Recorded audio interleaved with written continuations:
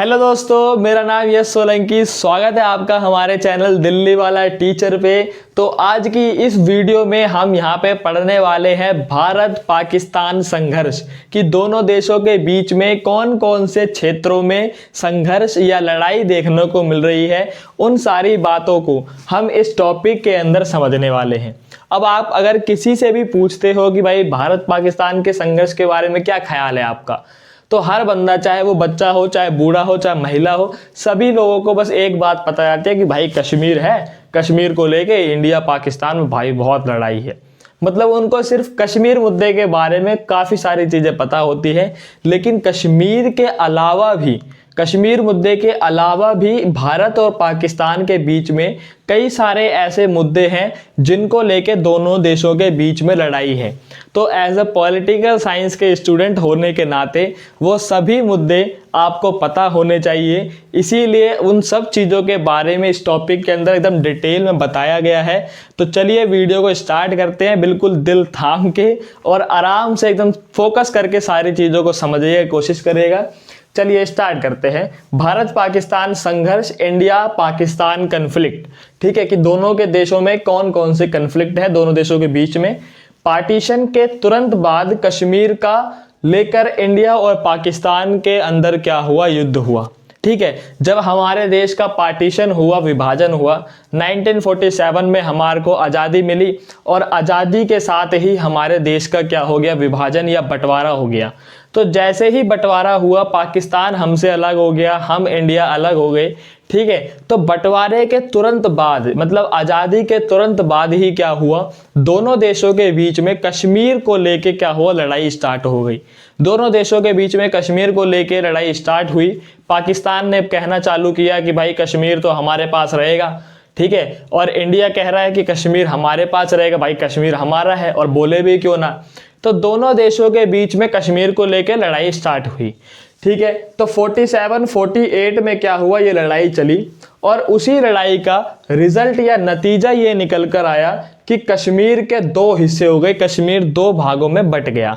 ठीक है, जो आज़ादी के बाद तुरंत लड़ाई हुई थी, उसी के बाद क्या हुआ था, कश्मीर जो था वो दो हिस्सों के अंदर, दो भागों के अंदर बट गया। ठीक है, तो एक कश्मीर बना जिसको हम कहते हैं पीओके। क्या कहते हैं, पीओके। आपने कई बार आज तक न्यूज़ चैनल के अंदर या किसी भी इंडिया टुडे, किसी भी न्यूज़ चैनल के अंदर, एबीपी के अंदर कई बार सुना होगा आपने कि भाई यहाँ पे पीओके पे हमला होने वाला है, ये होने वाला है, वो होने वाला है।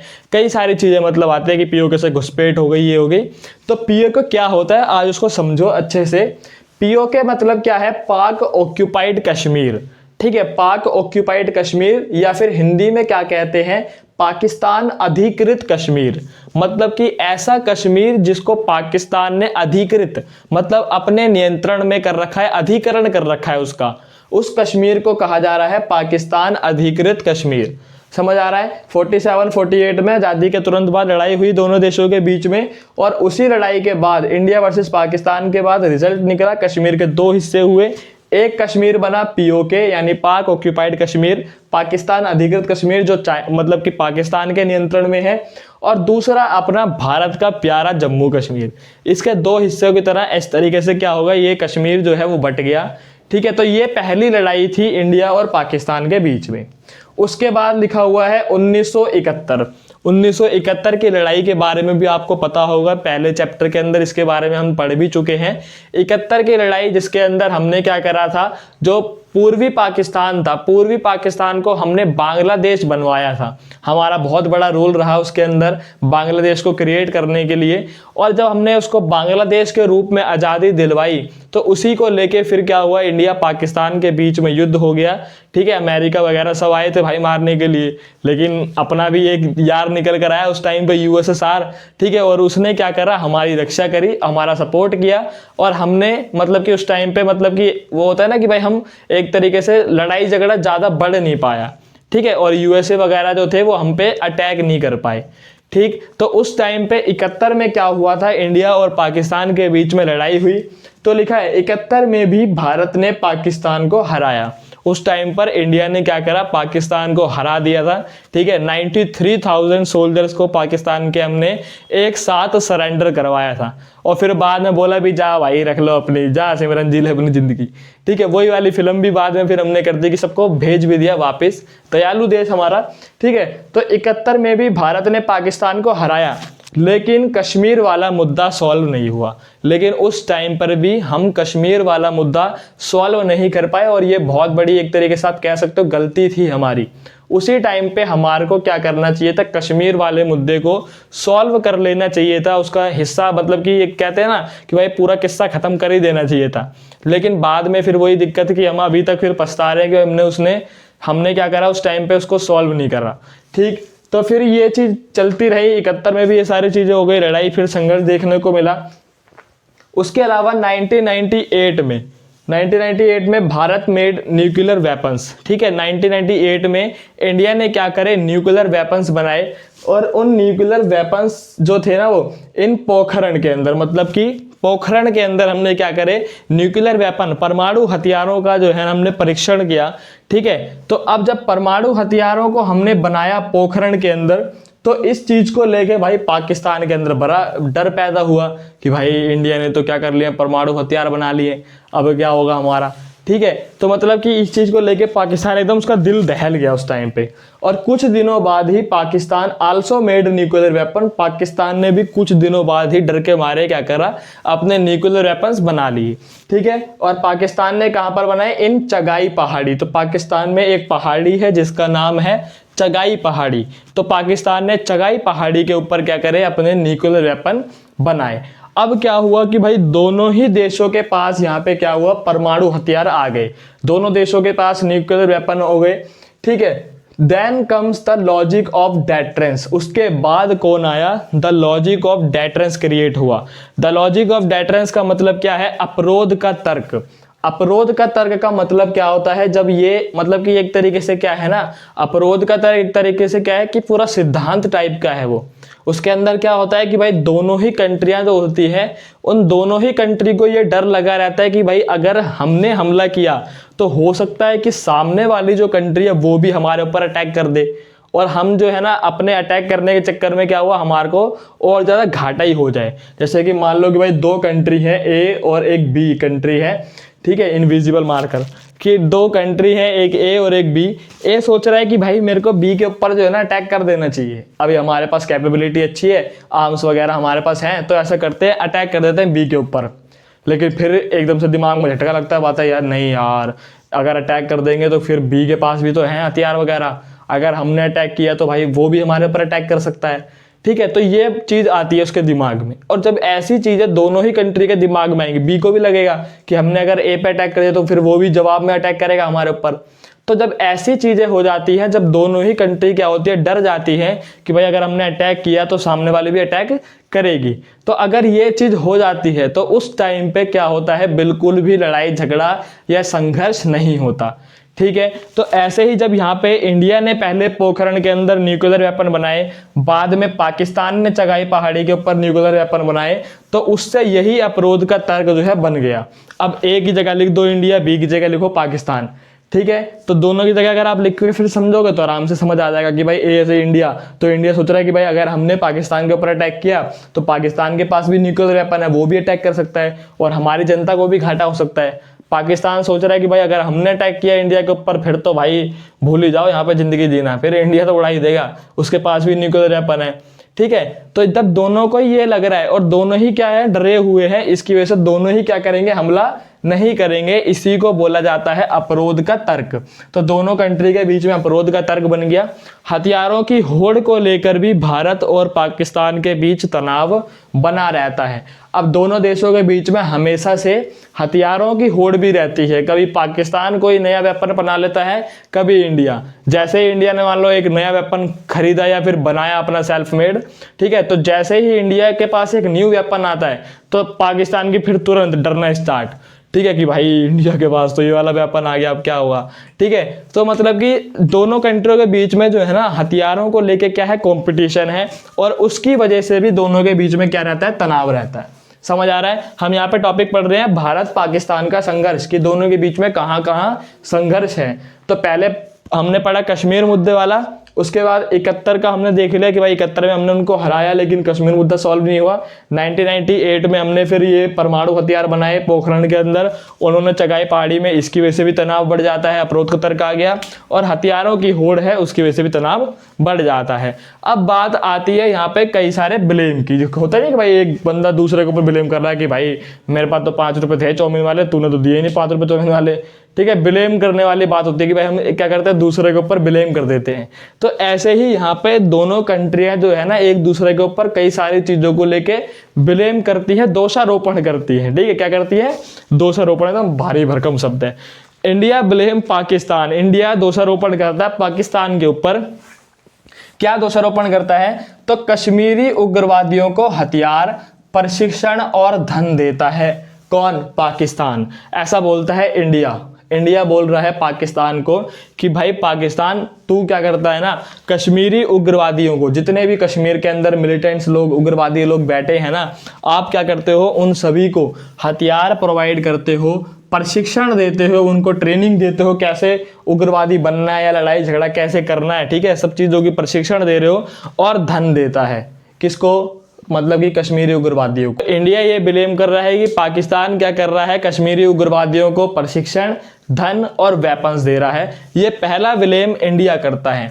दूसरा, इंडिया ब्लेम पाकिस्तान की 1985 से 1995 की अवधि में, ये बीच में इसके कार्यकाल में, इसकी अवधि में खालिस्तान समर्थक उग्रवादियों को भी हथियार और गोले बारूद दिए थे। ऐसा बोलता है इंडिया पाकिस्तान को, ठीक है। ये एक और ब्लेम कि भाई आपने क्या करा था 1985 से 1995 तक, इसके अवधि में खालिस्तान समर्थक जितने भी लोग थे, जैसे पंजाब का आपको एक किस्सा पता होगा, पंजाब के अंदर कई सारे लोग जो ऐसे हैं जो खालिस्तानी आंदोलन करते हैं, खालिस्तान की मांग करते हैं। तो इंडिया ब्लेम कर रहा है कि भाई जो पंजाब में जो खालिस्तानी आंदोलन चल रहे हैं ना, उनको भी हवा कौन दे रहा है, पाकिस्तान। पाकिस्तान क्या करता है, उसके अंदर भी घुसपैठ करता है और उनको हवा देता है, मतलब उनको बढ़ावा दे रहा है, ठीक है। तो खालिस्तान समर्थक उग्रवादियों को भी हथियार दिए पाकिस्तान ने और गोले बारूद दिए थे। ये इंडिया दूसरा ब्लेम करता है। तीसरा, इंडिया ब्लेम पाकिस्तान कि ISI जो है, ठीक है, पाकिस्तान की एक खुफिया एजेंसी है जिसका नाम है ISI, इंटर सर्विसेज इंटेलिजेंस। ये नाम बहुत इंपॉर्टेंट है, इसको याद रखना है बिल्कुल आपको, इंटर सर्विसेज इंटेलिजेंस, ISI, ठीक है। तो इंडिया जो है पाकिस्तान की खुफिया एजेंसी ISI को भी ब्लेम करता है कि ISI क्या करती है, बांग्लादेश और नेपाल के गुप्त ठिकानों से, बांग्लादेश और नेपाल की दोनों भाई इंडिया सटे हुए देश हैं, ठीक है। तो बांग्लादेश और नेपाल के जो गुप्त ठिकाने हैं, छुप के बैठ जाते हैं वहां पे, गुप्त ठिकानों से पूर्वोत्तर भारत में क्या करते हैं, घुसपैठ करते हैं। पूर्वोत्तर भारत का मतलब क्या है, पूर्व का मतलब जो इस साइड होता है सीधे हाथ पे, और उत्तर का मतलब जो ऊपर होता है। तो जो उत्तर पूर्व का जो भारत है, पूर्वोत्तर इसको हम कह रहे हैं, पूर्वोत्तर भारत में क्या करते हैं, घुसपैठ करता है कौन, ISI। ऐसा ब्लेम करता है कौन, इंडिया पाकिस्तान के ऊपर। समझ आ रहा है। अभी तक इंडिया ने 3 ब्लेम करे हैं। सबसे पहला कि वो कश्मीरी उग्रवादियों को हथियार, प्रशिक्षण और धन दे रहा है। दूसरा, उसने क्या बोला कि 1985 से 1995 में जितने भी खालिस्तान आंदोलन चले तो खालिस्तानों को समर्थन किया किसने, पाकिस्तान ने, हथियार और गोले बारूद दिए पाकिस्तान ने उनको। तीसरा ब्लेम कर रहा है इंडिया कि पाकिस्तान जो है, पाकिस्तान की जो खुफिया एजेंसी है ISI, इंटर सर्विसेज इंटेलिजेंस, वो क्या करती है, बांग्लादेश और नेपाल के गुप्त ठिकानों से पूर्वोत्तर भारत में घुसपैठ वगैरह करती रहती है, उसके अंदर छेड़खानी करती है एक तरीके से, आप ये समझ लो, ठीक है। घुसपैठ करने का मतलब क्या है, उसके अंदर सारा मामला बिगाड़ देती है एक तरीके से, सिचुएशन बहुत टेंस्ड कर देती है वहां पे। समझ आ रहा है। तो ये सारी चीजें होती है, ये भी इंडिया ने ब्लेम किया। अब बात आती है पाकिस्तान के ब्लेम की। अब इंडिया ने भाई 3 ब्लेम कर दिए, तो पाकिस्तान भी सोचता है कि भाई ऐसा करते हैं, एक आधा ब्लेम हम भी कर ही देते हैं, इज्जत बचानी है थोड़ा बहुत तो फिर बोलना पड़ेगा ना। हाँ, तो पाकिस्तान भी क्या करता है, ब्लेम करता है। तो पाकिस्तान ब्लेम इंडिया की एजेंसी, तो इंडिया की जो खुफिया एजेंसी है उसको पाकिस्तान ब्लेम कर रहा है, ठीक है। इंडिया की खुफिया एजेंसी का नाम क्या है, रिसर्च एंड एनालिसिस विंग। क्या नाम है, रिसर्च एंड एनालिसिस विंग। इसी को बोला जाता है RAW, रॉ। क्या बोला जाता है, RAW रॉ बोला जाता है। तो फुल फॉर्म याद रखनी है आपको, रिसर्च एंड एनालिसिस विंग। ये किसकी खुफिया एजेंसी है, ये खुफिया एजेंसी है भारत की, ठीक है। तो रिसर्च एंड एनालिसिस विंग, तो पाकिस्तान ब्लेम कर रहा है इंडिया की एजेंसी को कि जो रिसर्च एंड एनालिसिस विंग है वो भी सिंधु और बलूचिस्तान में क्या कर रही है, समस्या को बढ़ावा दे रही है। तीर ऊपर करने का मतलब क्या है, समस्या को बढ़ावा दे रही है, समझ आ रहा है। तो ये पाकिस्तान बोलता है कि जो इंडिया की रॉ है खुफिया एजेंसी, वो सिंधु वाला जो हमारा क्षेत्र है, सिंधु करके एक जो है ना, सिंध करके एक पाकिस्तान के अंदर एक राज्य है और एक बलूचिस्तान है, तो वहाँ पे कई सारे लोग जो है ना वो सपोर्ट करते हैं इंडिया को, वो लोग इंडिया में आना चाहते हैं। तो पाकिस्तान बोल रहा है कि भाई सिंध और बलूचिस्तान जो दो हमारे राज्य हैं, वहाँ पे जितनी भी समस्याएं हैं ना, उसको क्या करता है इंडिया, क्या करता है बढ़ावा देता है, उसमें वो मतलब कि कहते हैं ना हवा लगा रहा है, बढ़ावा दे रहा है उसको, ये पाकिस्तान ब्लेम कर रहा है, समझ आ रहा है। तो इतनी बातों को लेके दोनों के बीच में क्या है, संघर्ष है, लड़ाई झगड़ा है, हमेशा सिचुएशन बेकार रहती है। तो लड़ाई झगड़े को तो आपने देख लिया है, अब हमारे को ये देखना है कि भाई दोनों ही देशों के बीच में कौन कौन सी ऐसी थोड़ी बहुत चीजें हैं जहां पर क्या है, थोड़ा बहुत सपोर्ट देखने को मिलता है, एक दूसरे देशों के बीच में समर्थन देखने को मिलता है। तो दोस्तों अब देख लेते हैं यहाँ पे कि भाई दोनों देशों के बीच में कौन कौन सी बातों को लेके समझौते हैं, या तुम कह सकते हो कि दोनों देशों के बीच में कौन कौन सी जगह ऐसी है जहां पर दोनों एक दूसरे का सपोर्ट करते हुए नजर आते हैं। तो सबसे पहली चीज है 1960 में भारत पाकिस्तान सिंधु नदी जल संधि हुई, ठीक है। सिंधु नदी जो थी, सिंधु नदी को लेके पहले बहुत ज़्यादा लड़ाई झगड़े हुआ करते थे, दोनों ही देशों के बीच में हमेशा मतभेद बना रहता था। तो सिंधु नदी की संधि करी गई थी 1960 में, बहुत इंपॉर्टेंट डेट है, कई बार पूछी जाती है, तो याद रखना 1960, ठीक है। 1960 में भारत पाकिस्तान सिंधु नदी जल संधि हुई, उसी को इंडस वाटर ट्रीटी कहते हैं, और यह संधि विश्व बैंक की सहायता से करी गई थी, ठीक है। होता है कि भाई बीच में मीडिएटर कौन बनाता होता है ना, कि शादी हो रही है, बिचौलिया कौन बनेगा बीच में जो शादी करवाएगा, तो यहाँ पर आप कह सकते हो बिचौलिया कौन है, विश्व बैंक, ठीक है। पाकिस्तान और दोनों इंडिया के बीच में जो संधि चल रही है, सिंधु नदी जल संधि, उसके बीच में विश्व बैंक ने बिचौलिया बनकर क्या करा, अपनी एक भूमिका निभाई और दोनों देशों के बीच में संधि करवाई, ठीक है। अब संधि क्या हुई थी एक बार उसको समझ लेते हैं। तो इंडस नदी जो तिब्बत के मानसरोवर से निकलती है, कहाँ से निकलती है, तिब्बत के मानसरोवर जो हिमालय पर्वत है वहाँ पे, वहाँ से निकलती है और इंडिया में होती हुई पाकिस्तान के अंदर एंटर करती है, ठीक है। इंडिया से होती हुई जाती है ऐसे ऊपर जम्मू कश्मीर से लेके, और वो पाकिस्तान के अंदर एंटर कर जाती है। तो ये सबसे ऊपर वाली जो आपको नदी दिख रही है उसका नाम है क्या, इंडस, ठीक है। तो वो निकली देखो यहाँ से है, हिमालय से पहाड़ियों से निकल रही है और इंडिया से होती हुई कहाँ जा रही है, पाकिस्तान में जा रही है। अब ये नदी पाकिस्तान में जाती है, पाकिस्तान में जाने के बाद इस नदी के कई सारे बंटवारे, या आप कह सकते हो कि इसी नदी की कई सारी शाखाएं निकल जाती है, ब्रांचेस निकलती है, और वो ब्रांचेस आती है इंडिया में घूम के, ठीक है। तो इंडस नदी निकली, पाकिस्तान में गई, पाकिस्तान में निकलने के बाद कई सारी उसकी ब्रांचेस बनी, और वो ब्रांचेस कहाँ पे आ गई, शाखाएं कहाँ पे आ गई, इंडिया में। तो देखो पहली शाखा जो यहाँ से टूट के निकली वो कौन सी थी, झेलम। तो सबसे इंडस के बाद दूसरा नाम लिखा हुआ झेलम, तो झेलम नदी इंडिया में आई। उसके नीचे लिखा हुआ है चेनाब, तो चेनाब भी जो इंडस की ही एक भाग है वो भी इंडिया के अंदर आ गई। उसके नीचे लिखा है रावी, और उसके नीचे है सतलुज, सतलुज यहाँ से निकल रही है, इंडिया में आई। और सतलुज का ही एक और भाग निकलता है, अलग से शाखा निकलती है जिसका नाम क्या है, बीज। समझ आ रहा है, ये आपको नाम थोड़े बहुत ध्यान रखने पड़ेंगे।